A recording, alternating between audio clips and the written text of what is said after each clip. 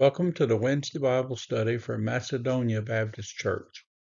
Today we're going to talk about the subject, who is the greatest?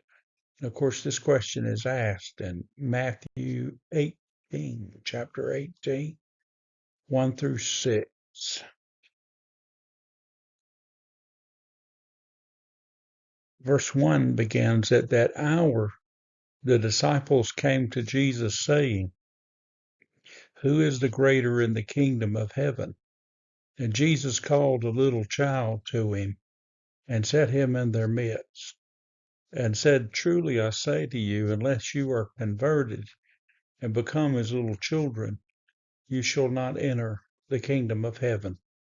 Therefore, whoever shall humble himself like this little child, this one is the greater in the kingdom of heaven.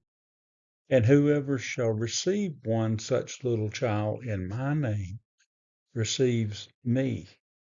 But whoever shall offend one of these little ones who believe in me, it would be better for him that a donkey's millstone were hung around his neck, and he be sunk in the depth of the sea.'"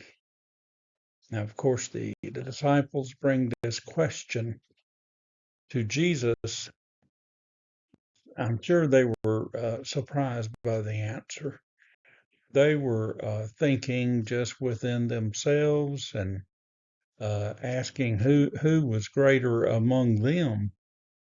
And of course, Jesus, in his answer and in his wisdom, showed that we all must come to the Lord as little children, bringing out the factor of humility.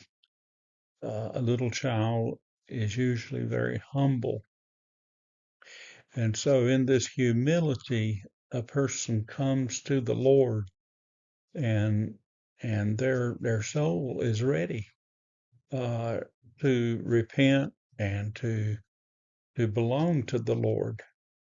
And in addition to that, he says, well, and if anyone who hurts one of these little ones, then that's going to be a bad day for them.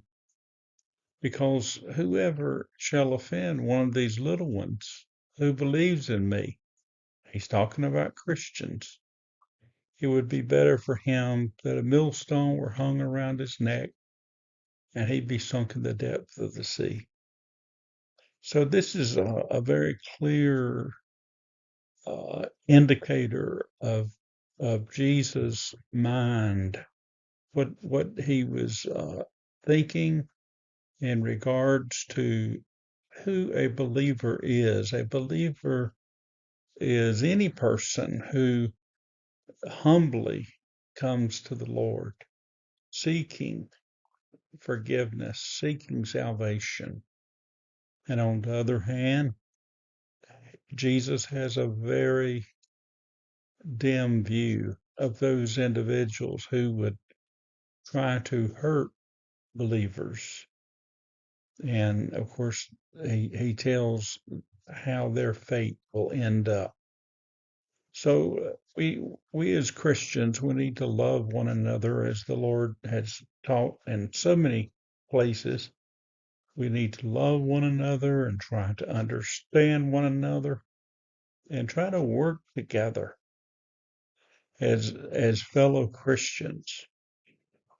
So I hope today this has struck a bell with you and uh, showing us the importance of loving each other and getting along with one another.